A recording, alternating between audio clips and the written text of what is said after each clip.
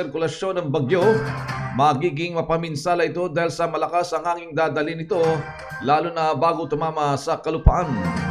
Ayon sa Pag-asa, posibleng maglandfall ang bagyong Rolly sa Central Luzon, Quezon area sa linggo o gabi naman ng Lunes naman ng umaga.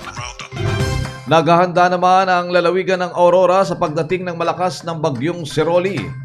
Inaasahang babayuhin ng bagyo ang Central Luzon kung saan inaasahan ito maglandfall sa linggo ng gabi o sa Lunes ng umaga.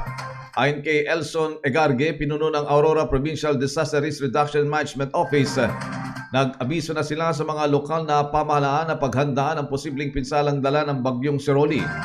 Pinaghahanda na rin ang provincial government ng mga pagkain bilang paghahanda sa posibleng evacuation. Mahigpit naman ang babalaan ng National Disaster Risk Reduction and Management Council o NDRRMC sa mga nakatira sa lugar na daraanan ng bagyong Rolly.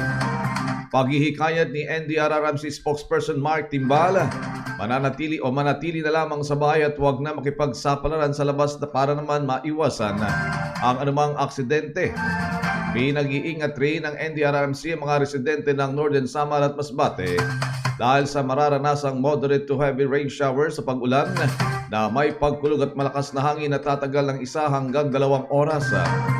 Pinayuhan rin ng mga LGUs na gumawa ng precautionary measures para maiwasan ang anumang aksidente na dulot naman ng flashlight at landslide. Ipinauubayan na rin sa mga LGUs ang pagsasagawa ng preemptive evacuation, lalo na doon sa mga flood at landslide prone areas. Can I please have the slide that, can I present one photo? Mr. Speaker, distinguished sponsor, ganito po ba ang highway na ginagawa ng Department of Public Works and Highway? Kasi sa tagal ko sa gobyerno, biglang nagulat po ako na yung daan na ganyan, biglang lumiko. I mean, I'm not sure, Mr. Speaker, if I'm myopic, but apparently, is this a new design of the Department of Public Works and Highways? Are this the current trends in building roads?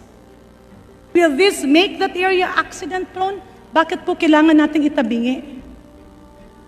Bakit po parang ganyan ang itsura? This is in the congressional district that I represent, where actually the family of Secretary Villar is very close to. That's why I believe that the leadership of the Department of Public Works and Highways will not and will never allow this.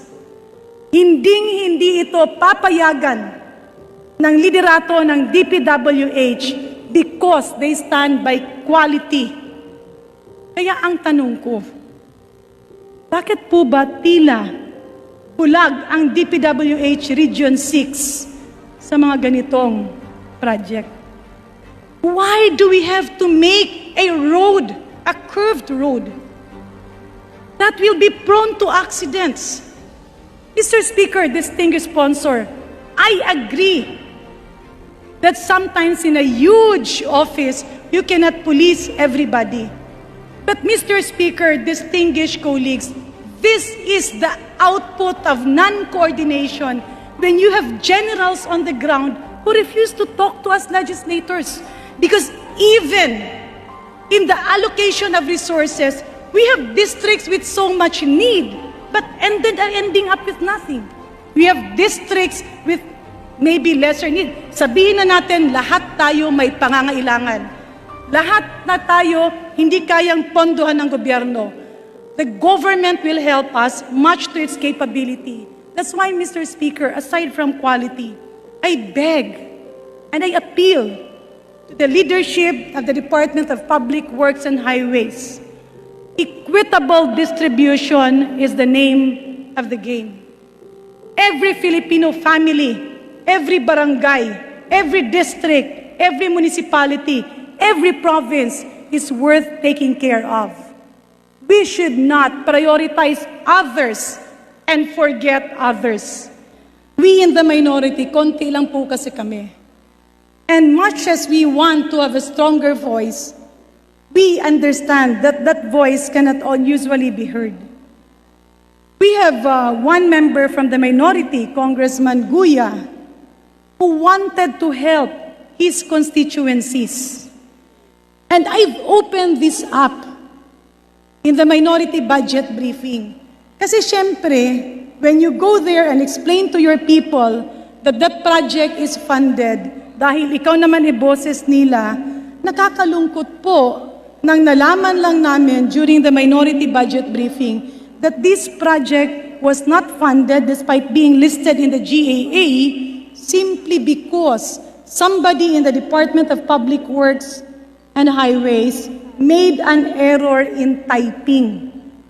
That the project is a road leading to his constituencies. However, that project was listed under buildings. We conveyed this several times, and I actually don't want to bring that matter to the floor. However, we find it unfair that up to this point of time, we don't have an answer to that question being repeatedly asked by Congressman Guya.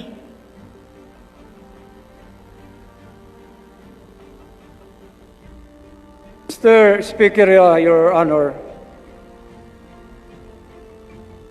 can we be supplied, the Department of Public Works and Highways be supplied with that particular project? We did that several times already, Mr. Speaker, distinguished sponsor. And I believe the district engineer and even the regional director are fully aware of that.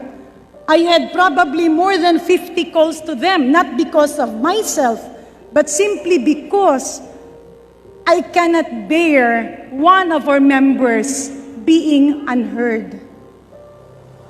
Mr. Speaker, Your Honor, so it is in my understanding that this particular request or project was submitted by the district engineer to the regional director of Region 6. Am I right, this honorable colleague? Ibig po sabihin, Mr. Speaker, distinguished sponsor, may project, nakalista, napondohan, at nagulat siya bakit tinatanong ng tao na hindi may implement. And he was told it has to be reverted dahil na mali po ang pag-type. Instead na road, nilagay siya sa building. My point here, Mr. Speaker, distinguished sponsor, is that kung merong mali, bakit hindi kinorek? Bakit napakadali na parang just with a whiff of our finger, binabalik ka agad natin? Hindi naman po yun kalakihan. But we just find it unjust that members of the minority, nangyari ba to dahil miyembro siya ng minorya, which I do not believe?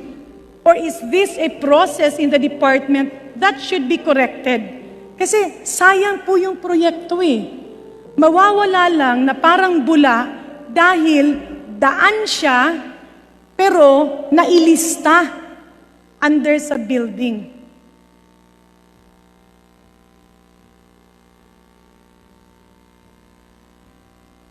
Well, Department of Public Works and Highways promised to help and submit this request to DBM for possible funding. Yeah, Mr. Speaker, distinguished colleague, our information was not from DBM. It was an error in encoding under the Department of Public Works and Highways. Kaya nga po, patuloy po akong tawag ng tawag, not because it's in my turf, but simply because we have to be the voice of our co-colleague in the minority. And can we hear from the distinguished sponsor, Honorable Speaker, ano po ba ang solusyon dito? Mr. Speaker, Your Honor, if this is for modification, the role is that if it is a request for modification, the approval of the request will still be done by DBM. So the Department of Public Works and Highways will process its request, but it will be submitted to DBM for them to act on this, whether to approve or disapprove, Mr. Thank you for that, Mr. Speaker, distinguished sponsor. But can I please request the Dpwh family to investigate why this happened? Yun lang naman ang pakiusap ng aming kasamahan. It's not because he is just very nice and very kind na hindi nagagalit, hindi na po natin haharapin. And simply because he is a member of the party list, party list that he is representing, hindi po natin uunahin. Because all of them have their own priorities. Moving forward, Mr. Speaker, distinguished colleague, I had other concerns na ipinarating kay Yusek Momo, kay Yusek Cabral, repeatedly to the Dpwh, na kung pwede naman, yung mga priority projects na hindi naman kalakihan at naaprubaran ng mga miyembro ng minorya, ay wag naman basta-basta pabayaan. And if there are requests for realignment, that will not be a problem, Mr. Speaker, distinguished sponsor. But please inform that that project will have to be realigned so that hindi po kami ang nababalikan ng aming mga kasamahan sa minorya. Mahirap po kasi na kung lumalapit, you can actually tell us yes or no. But it's very difficult when you give us a deaf ear.